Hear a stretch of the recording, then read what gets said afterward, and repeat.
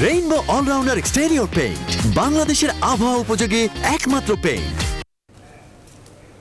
স্বাগত নিউজ 24 সন্ধ্যা 7টার সংবাদে। পুরো সংবাদ জুড়ে আপনাদের সঙ্গে আছি আমি সালিজুর চৌধুরী এবং আমি ফারনাজ জুই। শিরোনাম দেখছিলেন, চলে যাচ্ছে পুরো সংবাদে। রাজনীতির মাঠে অনেকটা হারিয়ে যেতে বসেছে বেশ কিছু ছোট ছোট রাজনৈতিক দল। বিশেষ করে নিবন্ধন সংকট, আওয়ামী লীগ ও বিএনপির মতো বড় দলগুলোর উপর নির্ভরশীলতা, জনসমর্থনের অভাব এবং নিজেদের সাংগঠনিক দুর্বলতায় নাই হয়ে যাচ্ছে 14 ও 20 দলীয় জোটে থাকা অনেক দল। টানা 3 মেয়াদে ক্ষমতায় থেকেও নিজেদের অবস্থান জানান দিতে পারেনি যেমন 14 দলীয় জোটে থাকা বেশিরভাগ শরিক দল, তেমনি দীর্ঘদিন ক্ষমতার বাইরে থেকে নাম সর্বস্ব রাজনৈতিক সংগঠনে পরিণত হয়েছে 20 দলের অনেক অংশীদার। জোটে মহাজোটে কেমন আছে ছোট দলগুলো, এ সংক্রান্ত একগুচ্ছ প্রতিবেদন ও বিশ্লেষণ নিয়ে আমাদের অপর স্টুডিও থেকে যুক্ত হচ্ছেন সহকর্মী লাকমিনা জেসমিন সোমা। স্বাগত নিউজ 24 এর বিশেষ আয়োজনে। আমাদের আজকের বিষয় অস্তিত্ব সংকটে ছোট দলগুলো।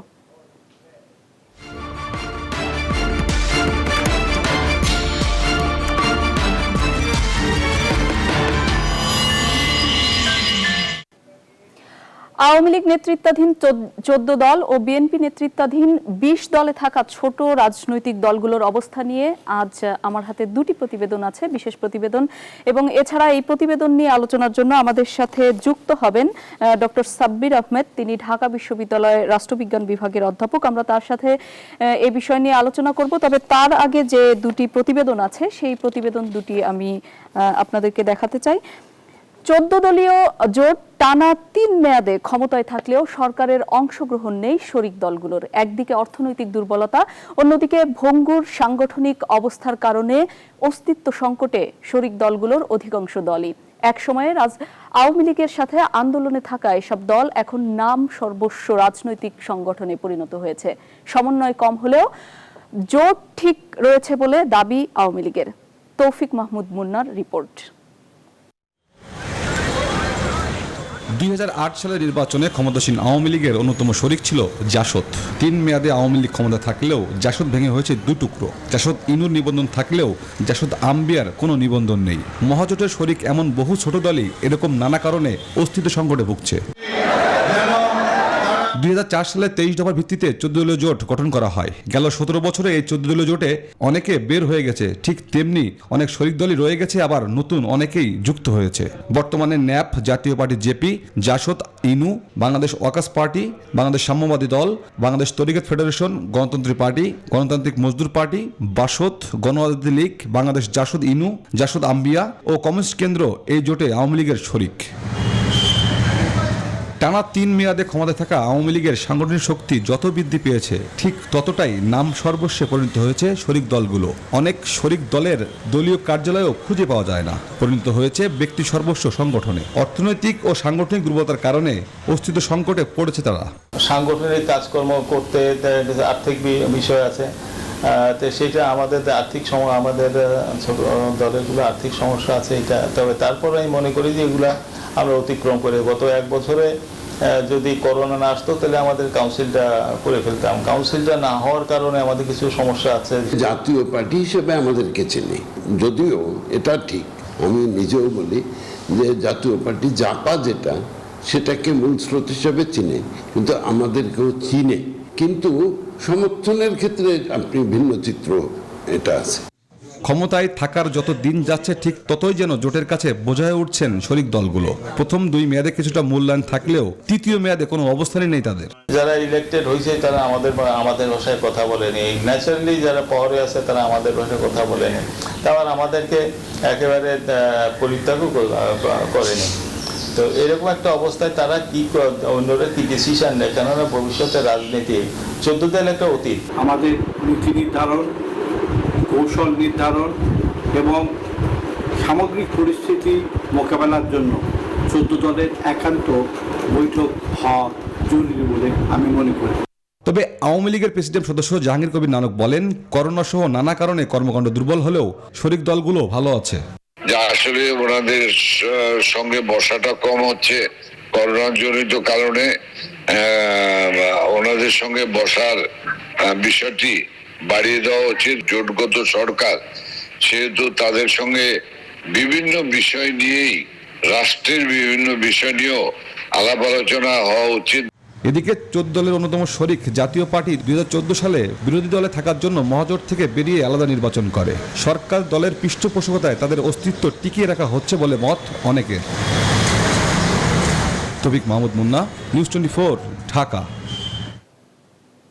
এরই মধ্যে আমাদের সাথে যুক্ত হয়েছেন ঢাকা বিশ্ববিদ্যালয়ের রাষ্ট্রবিজ্ঞান বিভাগের অধ্যাপক ডক্টর সাব্বির আহমেদ।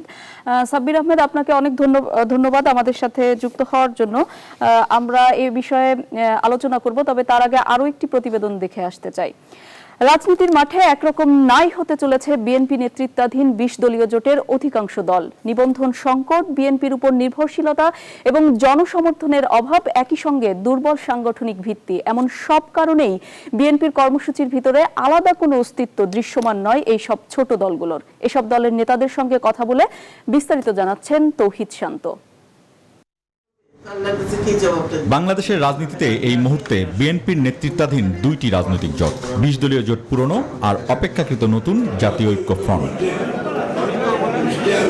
20 দলীয় জোটে এখন নিবন্ধিত দলের সংখ্যা মাত্র 6টি। বিএনপি, এলডিপি, খেলাফত মজলিস, কল্যাণ পার্টি, জমিয়তে উলামায়ে ইসলাম এবং বাংলাদেশ মুসলিম লীগ। নিবন্ধন নাই জামায়াত, জাকপা, ইসলামী ঐক্যজোট একাংশ, NPP, NDP, Labour Party, People's League, Islamic Party, Democratic League, NAP Bhashani, Japa Zafar, Samyabadi Dal এবং জাতীয় দল। শেখ শওকত হোসেন নীলুর এনপিপি, মৌলানা আব্দুল লতিফ নেজামির ইসলামী ঐক্যজোট, খন্দকার গোলাম মোর্তজার ন্যাশনাল ডেমোক্রেটিক পার্টি এনডিপি এবং জেবেল রহমান গানির বাংলাদেশ ন্যাপ বের হয়ে গিয়েছে 20 দলীয় জোট থেকে। এইসব দলের অনেক নেতাই মনে করেন 20 দলের 20 সংখ্যাটিকে রাখার জন্য বিএনপির কারো কারো নকশায় জন্ম হয়েছে নতুন দলের। ওই নতুন দলগুলোর অনেক নেতাই প্রশ্নবিদ্ধ। বানরুল হক সাহেবের সাথে আমার কোনো বিরোধ নাই। উনি যতদিন ছিল ততদিন আমি ন্যাপের নির্বাহী সভাপতি হিসেবে ছিলাম। প্রচুর করতাম, ডোনেট করতাম ন্যাপকে চালাতাম। প্রথমে উনি জোট ছেড়ে চলে গেলেন, নীলু সাহেবের সাথে চলে গেলেন। রাতের আধারে ন্যাপ আজহারুল ইসলামকে দিয়ে ন্যাপ ভাসানী তৈরি করে ফেলা হলো। That shouldn't B the culture of politics. আপনি হুট করে একটা পলিটিক্যাল পার্টিকে ম্যানুফ্যাকচার করতে পারেন না। নাম সর্বস্ব দল বলা হলেও অনেকে আপত্তি জানান, পুনর্গঠন চান কোন কোন নেতা। অনেক নেতা ইন্তেকাল করেছেন, অনেক দল অন্যখানে চলে গেছে, তাদের অবশিষ্ট অংশ আমাদের সঙ্গে রয়েছে। সব বিবেচনায় নিয়ে আমাদের পুনর্গঠন প্রয়োজন এবং আত্মসমালোচনা প্রয়োজন। বিএনপি এটা দেখবে যে কাকে রাখলে তার জোট সম্প্রসারিত হবে বা ভালো হবে, পলিটিক্যাল কার্যক্রম হবে। হয় এক সময় আওয়ামী লীগ ক্ষমতায়, অনেক সময় বিএনপি ক্ষমতায়। অন্য অন্য ছোট দলগুলো রাষ্ট্রীয় ক্ষমতা ছাড়া যে টিকে আছে, এটাই তো একটা বড় কথা। জাতীয় ঐক্যফ্রন্টে নাগরিক ঐক্য নিবন্ধন নেই, কিন্তু গণফোরাম বা জেএসডির চেয়ে মাঠের কর্মসূচিতে উপস্থিতি বেশি মাহমুদুর রহমান মান্নাদের। আমরা আমাদের সাধ্যের চাইতে বেশিও করছি, মানুষ অ্যাপ্রিসিয়েটও করছে, কিন্তু মানুষ আস্থা তো পাচ্ছে না যে এরা পারবে, তাদের অতখানি শক্তি আছে। ছোট দলের ভাঙাগড়া এবং অস্তিত্ব সংকট, এ দুটিতেই বিএনপির হাত রয়েছে এমন অভিযোগকে ভিত্তিহীন বলছে বিএনপি। আমি বললাম যাদের দল থেকে লোক চলে যায় আর একটা স্প্লিন্টার গ্রুপ করে এসে আবার এই জোটে যোগ দেয়, সেটা তো তাদের ব্যাপার, আমাদের ব্যাপার না। তো আমরা তারা আসলে আমরা না করবো বুঝছেন না। যদিও রাজনৈতিক বিশ্লেষকরা মনে করেন দেশের প্রচলিত রাজনৈতিক পরিবেশের চালক বড় দুটি দল। এ কারণেই ছোট দলগুলোর স্বতন্ত্র টিকে থাকা যথেষ্ট কঠিন। তৌহিদ শান্ত, নিউজ 24, ঢাকা। দেশের রাজনীতিতে ছোট রাজনৈতিক দলগুলোর যে অস্তিত্ব সংকট, এই বিষয় নিয়ে কথা বলতে আমাদের সাথে এরই মধ্যে যুক্ত আছেন ঢাকা বিশ্ববিদ্যালয়ের রাষ্ট্রবিজ্ঞান বিভাগের অধ্যাপক ডক্টর সাব্বির আহমেদ। সাব্বির আহমেদ, আপনি নিশ্চয়ই আমাদের রিপোর্টগুলো দেখছিলেন। আপনার কাছ থেকে একটু জানতে চাই যে এই যে জোট মহাজোটে ছোট দলগুলোর আসলে এই অবস্থা কেন, যদি একটু সংক্ষেপে আমাদেরকে বলেন। আমি যেটা, আপনাকে অসংখ্য ধন্যবাদ। কোনো রাজনৈতিক দলের উত্থানের কতগুলো বিষয় থাকে, হলো প্রথমত তার রাজনৈতিক আদর্শ এবং সেই আদর্শের উপর ভিত্তি করে জনগণের জন্য ধরনের কর্মসূচি তারা দেয়, এটা আমাদের মনে হয়। আমরা দেখেছি যে যতগুলো রাজনৈতিক দল বাংলাদেশের সৃষ্টি হয়েছে, মানে ছোট ছোট রাজনৈতিক দল, সেই রাজনৈতিক দলগুলো তারা একটা আদর্শ দেওয়ার চেষ্টা করেছে এবং জনগণের জন্য, জনগণের অর্থনৈতিক উন্নতি বা সামাজিক মুক্তির জন্য কিছু কর্মসূচি দেওয়ার চেষ্টা করতেছে, কিন্তু যে বিষয়টি একটা রাজনৈতিক দল অ্যাকচুয়ালি মানে একটা রাজনৈতিক দল স্থিতিশীল হওয়ার পিছনে যে বিষয়টি খুব গুরুত্বপূর্ণ সেটা হচ্ছে জনসংযোগ, জনগণের কাছে যাওয়া, তাদের কথা শোনা। সেই জিনিসটি আমরা লক্ষ্য করি না ছোট ছোট রাজনৈতিক দলগুলোর মধ্যে। সবার মধ্যে কেমন যেন একটা ঢাকা কেন্দ্রিক রাজনীতি করার প্রবণতা আমরা লক্ষ্য করি। আরেকটা জিনিস, এটা এই বিষয়টি আমাদের একটা গবেষণার এই যে ছোট ছোট রাজনৈতিক দলগুলো আমরা বড় বড় কোয়ালিশন বা বড় বড় জোটের সাথে তারা থাকে, তাদের এই থাকার পেছনে তাদের মূল স্বার্থটা কি? আমরা অনেক সময় দেখি যে মূলত এটা তাদের রাজনৈতিক স্বার্থের চাইতে অনেক সময় এটা গুটি কয়েক ব্যক্তি স্বার্থের বিষয় এই জোটে থাকার বিষয়ের সাথে জড়িয়ে যায়। তো সার্বিক বিশ্লেষণে আমার কাছে যেটা মনে হয় যে ছোট রাজনৈতিক দলগুলো জনগণের কাছে ওইভাবে গ্রহণযোগ্যতা তৈরি করতে ব্যর্থ হয়েছে বলে আমি মনে করি।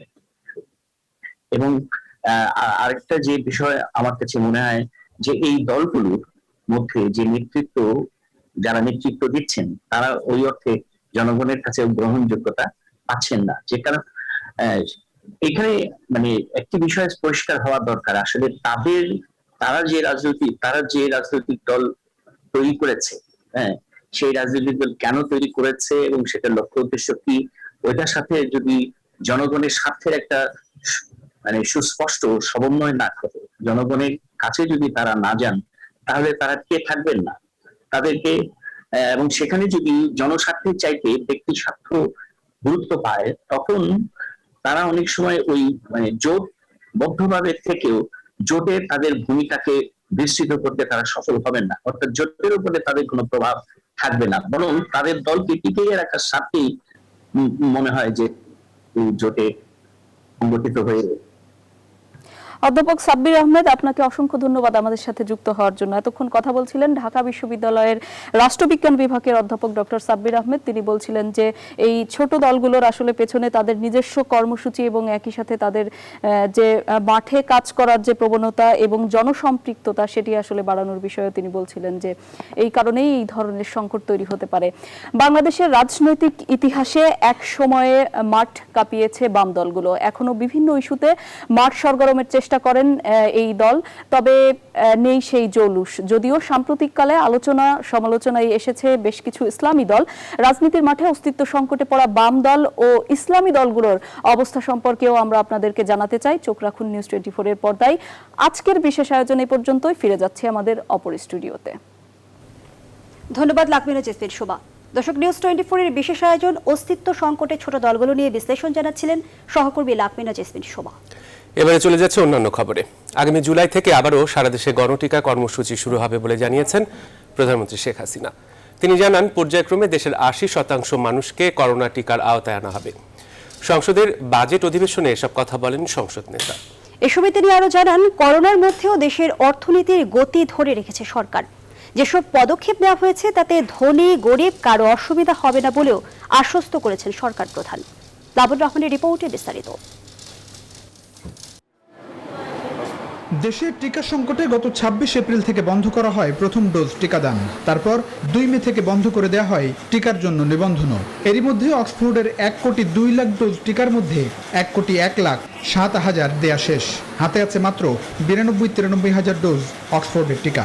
আমাকে সুযোগ দিয়েছেন এবং সংসদে বাজেট অধিবেশনে দাঁড়িয়ে সরকার প্রধান সাফ জানিয়েছেন, জুলাই থেকে টিকা আসা শুরু হবে এবং আগামী মাসেই ব্যাপকভাবে শুরু করা যাবে গণটিকাদান কর্মসূচি। দেশের মোট 80% মানুষকে পর্যায়ক্রমে আমরা কোভিড-19 ভ্যাকসিন প্রদানের আওতায় আনার পরিকল্পনা গ্রহণ করেছি। এই লক্ষ্যে প্রয়োজনীয় ভ্যাকসিন সংগ্রহের জন্য যত টাকাই লাগুক না কেন আমরা সে টাকা দেব। আল্লাহর রহমতে আমাদের ব্যবস্থা হয়ে গেছে, এখন আর কোনো সমস্যা হবে না এবং আমরা আশা করি এই জুলাই মাস থেকেই আরও ভ্যাকসিন আসবে এবং ব্যাপকভাবে আমরা ভ্যাকসিন প্রদান শুরু করব। এ সময় তিনি আরো জানান, দেশে ফাইজারের যে টিকা আছে তাতে বিদেশগামী কর্মীদের অগ্রাধিকার দেওয়া হবে। একই সঙ্গে শিক্ষার্থীদের টিকার আওতায় এনে দ্রুত শিক্ষা প্রতিষ্ঠানও সরকার খুলে দিতে চায় বলে জানান সরকার প্রধান। ফাইজারের যে ভ্যাকসিন এসেছে আমি ইতিমধ্যে নির্দেশ দিয়েছি, তার যেটুকু আছে আমাদের বিদেশি কর্মী যারা যাবে তাদেরকে এটার মানে 2টি ডোজই তাদের দিয়ে দেওয়া, যে ওখানে যে তাদের কোয়ারেন্টাইন করতে না হয়। এমনকি স্কুল থেকে শুরু করে তার উচ্চশিক্ষা যায় সকলেই যাতে ভ্যাকসিন পায় এবং দ্রুত যেন আমরা স্কুল খুলতে পারি বা শিক্ষা প্রতিষ্ঠান খুলতে পারি, সেই ব্যবস্থাটাও আমরা নেব। এ সময় প্রধানমন্ত্রী বলেন, করোনায় দেশের সামগ্রিক অর্থনীতি ক্ষতিগ্রস্ত হয়েছে, তবে নানা পদক্ষেপের মাধ্যমে দেশের অর্থনীতির গতি ধরে রাখতে সক্ষম হয়েছে সরকার। বলেন, প্রণোদনার অর্থ মাঠ পর্যায়ে পর্যায়ক্রমে সুষমভাবে বন্টন করা হবে। এই মহামারীর সময় আমাদের অর্থনীতিকে আমরা গতিশীল রাখতে সক্ষম হয়েছে, যদিও মহামারীর নেতিবাচক প্রভাব আমাদের অর্থনীতির উপর এসে পড়েছে। যে মহামারী কাটিয়ে উঠে উন্নয়নের অভিযাত্রায় ইনশাল্লাহ আমরা পুনরায় সামিল হতে পারবো।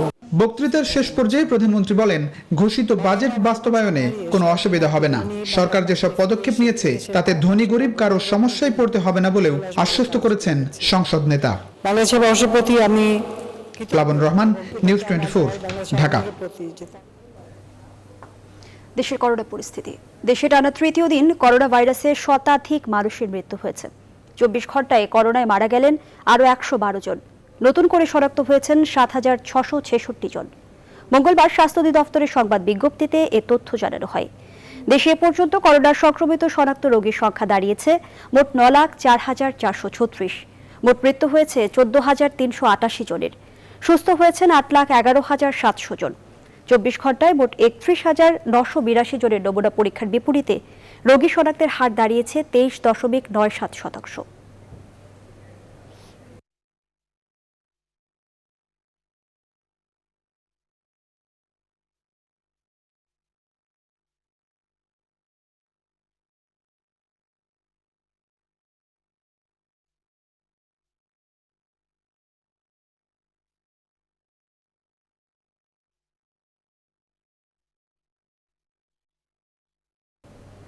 দর্শক, বিধিনিষেধ উপেক্ষা করে সড়কে যানবাহন এবং মানুষও চলাচল করছে। এ বিষয়ে বিস্তারিত জানাতে অন্তরা বিশ্বাস আমাদের সঙ্গে যুক্ত হচ্ছেন। তিনি আছেন রাজধানীর বাড্ডা সড়কে। অন্তরা, বিধিনিষেধ কতটা পালন হচ্ছে? যেমনটি সারাদিনই আমরা দেখছি যে সড়কে যানবাহন এবং মানুষের উপস্থিতি লক্ষ্য করা যাচ্ছে।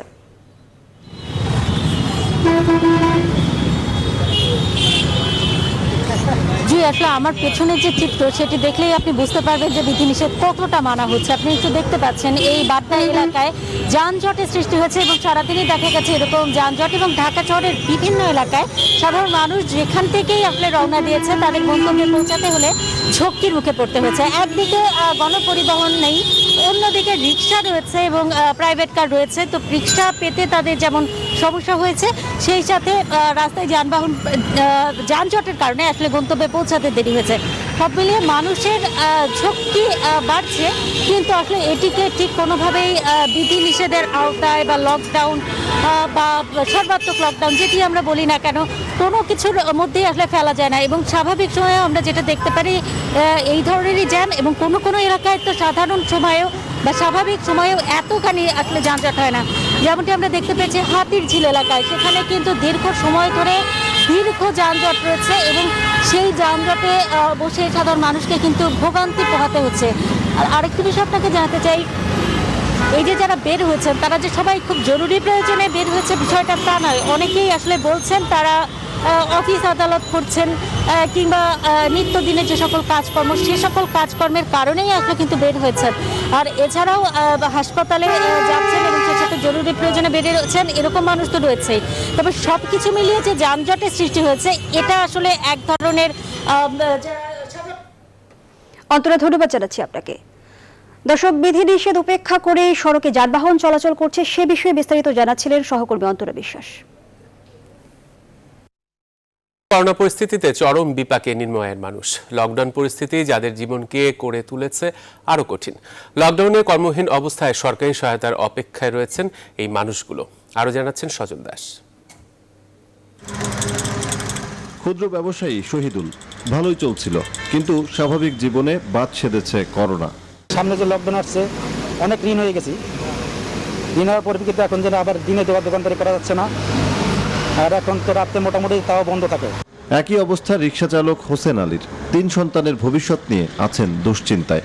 আমার তো এই যে ঠ্যাং দুনোটা এই যে কাটা, আমার আবার ওষুধ লাগে ডেলি, আবার বাড়ি তো চিন্তা করি লাগে। ঘর ভাড়া দিতে পারতেছি না, বাচ্চা বাচ্চা আছে আমাদের এটা খাওয়ার খোরাকের জন্য।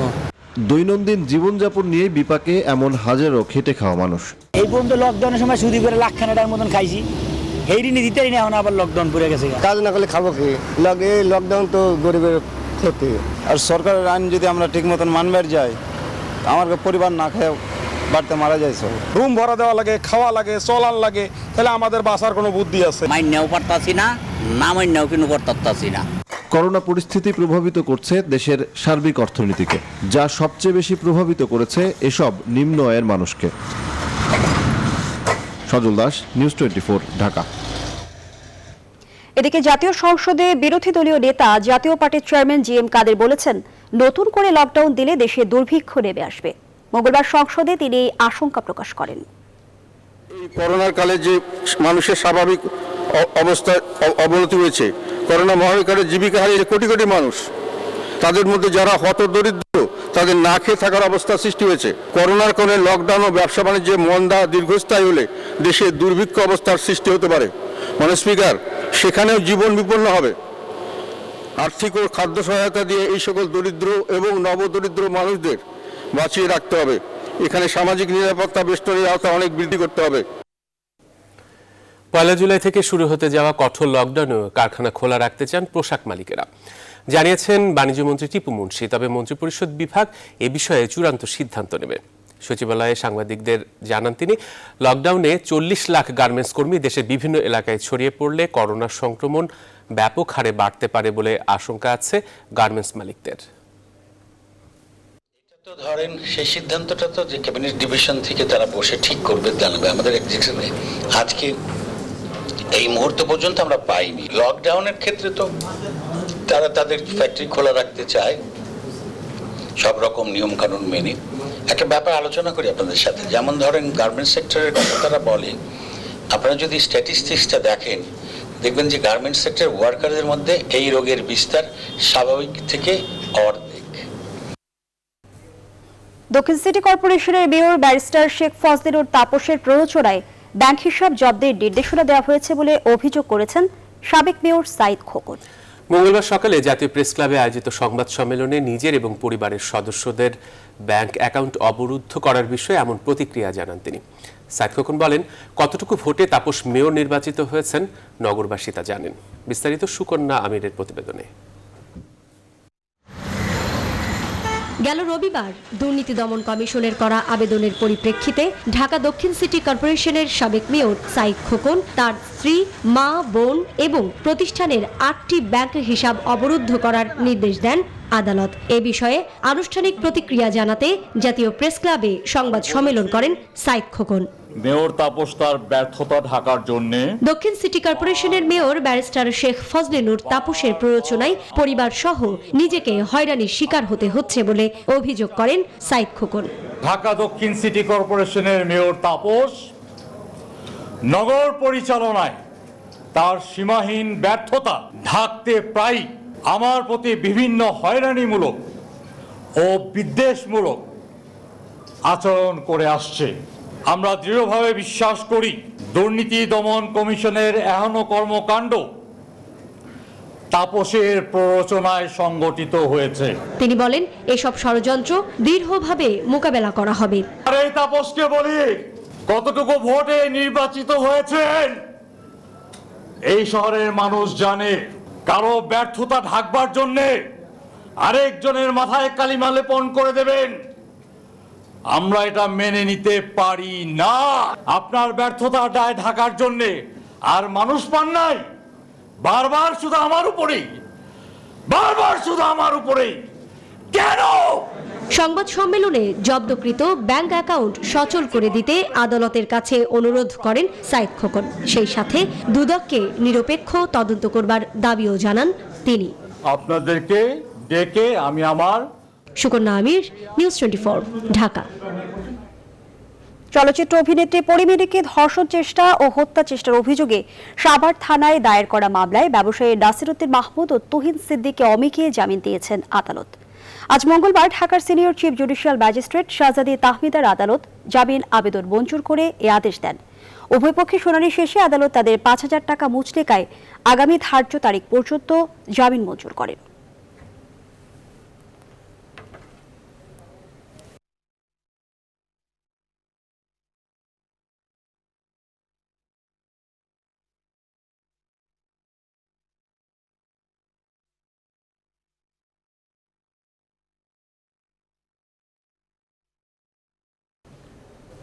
মান পরীক্ষায় ফেল কিন্তু সনদ জালিয়াতি করে কয়েক লাখ ডলারের বিটুমিন খালাস, এমনই ঘটেছে চট্টগ্রাম কাস্টমসে। আমদানিকারক প্রতিষ্ঠান ন্যাশনাল ডেভেলপমেন্ট ইঞ্জিনিয়ার্স লিমিটেড। আর এই জালিয়াতির বিষয়ে হাতে নাতে ধরে ছাড় হওয়া নটি সহ পুরো চালান আটকের নির্দেশ দিয়েছে কাস্টমস কর্তৃপক্ষ।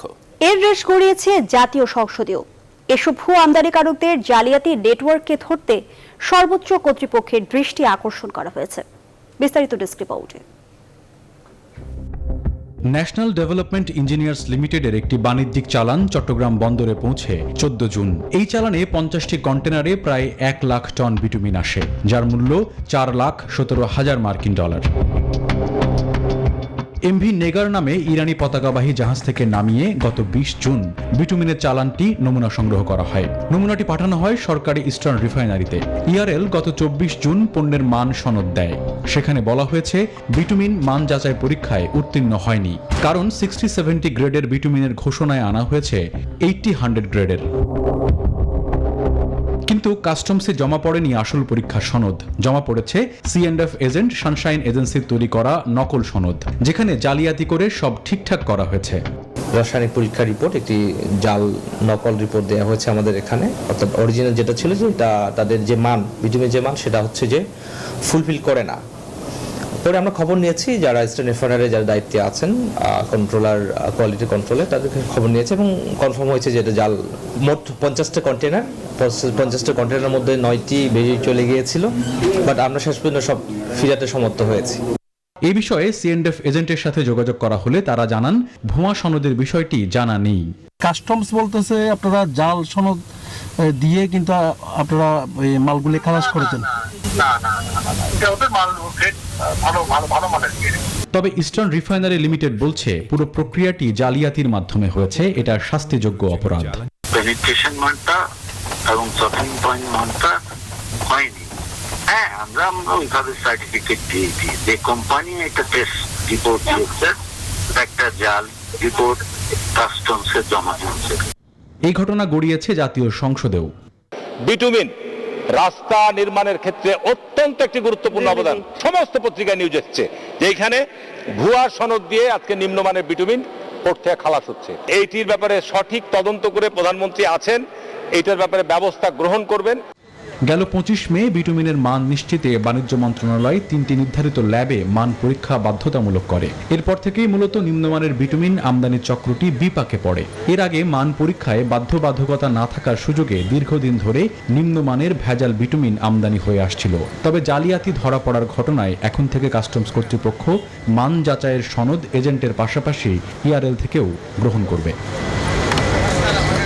Desk report, news 24। সন্ধ্যার সংবাদের সময় হলো একটা বিরতির, সাথেই থাকুন। বিরতির পর আবারও স্বাগত। দেখছেন নিউজ 24 সন্ধ্যার সংবাদ। দেশের মাধ্যমিক ও উচ্চ মাধ্যমিক পর্যায়ে সব শিক্ষা প্রতিষ্ঠান এবং ইবতেদায়ী ও কওমি মাদ্রাসায় চলমান ছুটি আগামী 31 জুলাই পর্যন্ত বাড়ানো হয়েছে। মঙ্গলবার শিক্ষা মন্ত্রণালয় জানিয়েছে, সারা দেশে করোনা পরিস্থিতির আরও অবনতি হয়েছে, লকডাউনও কার্যকর হয়েছে। শিক্ষার্থী, শিক্ষক, কর্মচারী ও অভিভাবকদের স্বাস্থ্য সুরক্ষা ও সার্বিক নিরাপত্তা বিবেচনা এবং কোভিড-19 সংক্রান্ত জাতীয় পরামর্শ কমিটির সঙ্গে পরামর্শক্রমে এই ছুটি বৃদ্ধি করা হয়েছে। সবশেষ ঘোষণা অনুযায়ী ছুটি ছিল 30 জুন পর্যন্ত।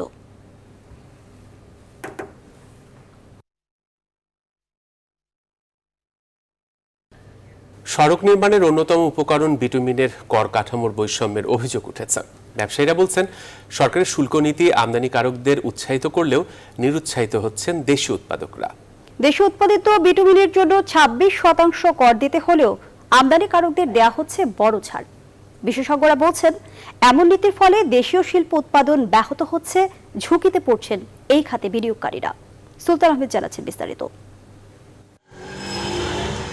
সরকারের উন্নয়ন পরিকল্পনা বাস্তবায়ন হচ্ছে বড় বড় সড়ক মহাসড়ক নির্মাণের মাধ্যমে, আর এসব সড়ক তৈরিতে অতি প্রয়োজনীয় উপকরণ বিটুমিন। একসময় আমদানি নির্ভর হলেও এখন দেশেই উৎপাদন হচ্ছে বিশ্বমানের বিটুমিন। বহু লোকের কর্মসংস্থান তৈরি করা এই খাতে উঠেছে নানা বৈষম্যের অভিযোগ। তথ্য বলছে বড় বিনিয়োগ করে যারা বিটুমিন দেশে উৎপাদন করছেন তাদেরকে সর্বোচ্চ 26% পর্যন্ত কর দিতে হচ্ছে, অথচ যারা আমদানি করছেন তাদের করের পরিমাণ ঢের কম। বিটুমিনের কাঁচামাল আমদানিতে 15% ভ্যাট ধরা হলেও পরিশোধিত বিটুমিনে কোনো ভ্যাট নেই।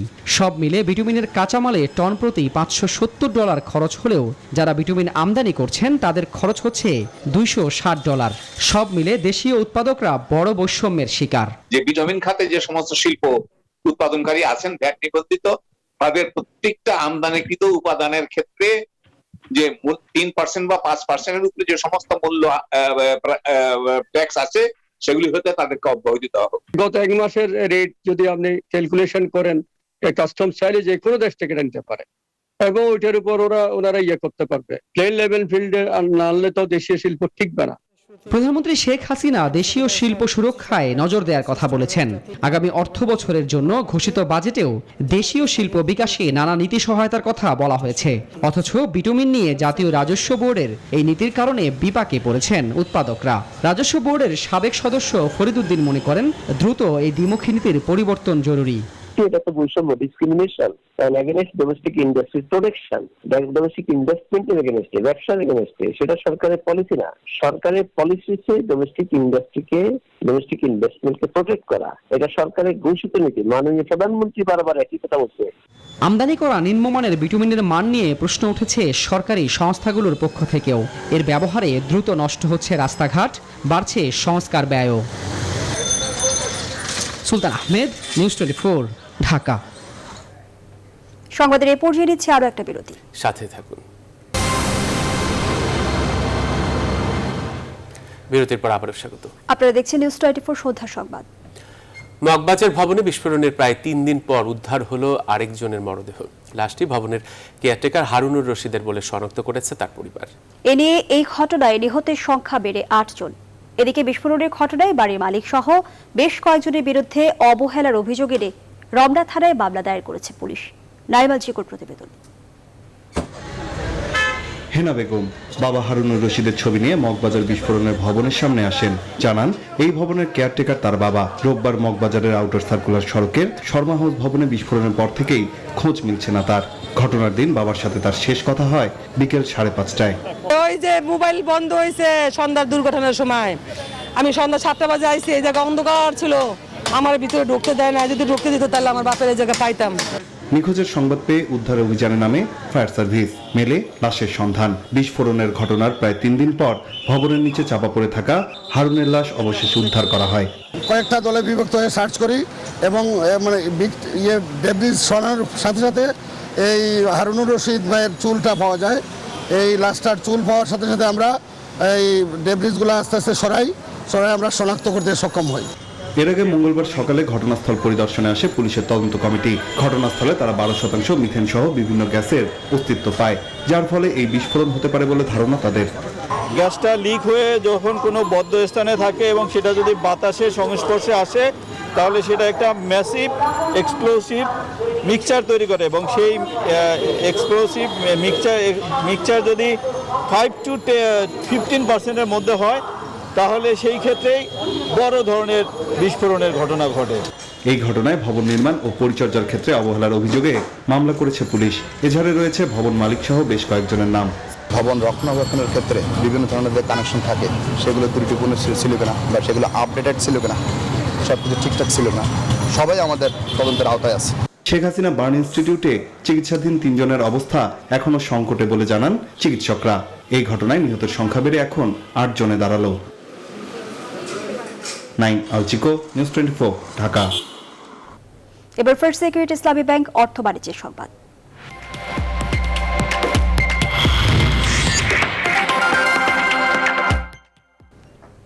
জাতীয় সংসদে পাশ হলো অর্থ বিল 2021-22।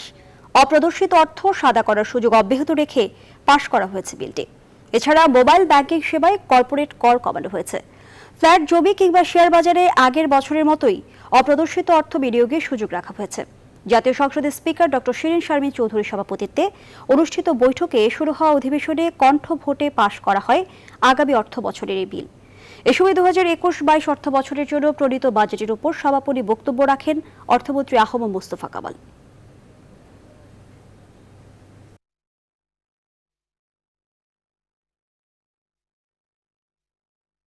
এদেশের মানুষের ভাগ্য পরিবর্তনের জন্য নিরলসভাবে কাজ করে গেছি।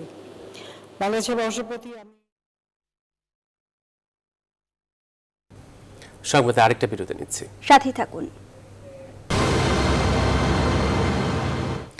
সন্ধ্যা সংবাদে আরো একবার স্বাগত। এ পর্যায়ে জানাবো খেলার খবর। এক টেস্ট 3টি করে ওয়ানডে এবং টি20 ম্যাচের সিরিজ খেলার জন্য জিম্বাবুয়ের উদ্দেশ্যে দেশ ছেড়েছে বাংলাদেশ ক্রিকেট দল। ভোর 4টায় কাতার এয়ারওয়েজের একটি বিমানে করে রওনা হয় টাইগাররা। হারারে যাওয়ার আগে কাতারের রাজধানী দোহায় যাত্রা বিরতি রয়েছে বাংলাদেশ দলের ক্রিকেটারদের। সেখানে দলের সঙ্গে যোগ দেওয়ার কথা রয়েছে নবনিযুক্ত স্পিন বোলিং কোচ রঙ্গনা হেরাথের।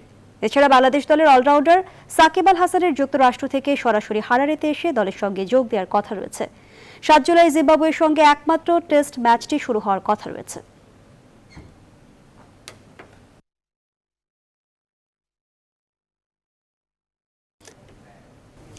আর এই ছিল এখনকার সংবাদ আয়োজনে। আরো খবর ও বিশ্লেষণ জানতে ভিজিট করুন www.news24bd.tv। ধন্যবাদ।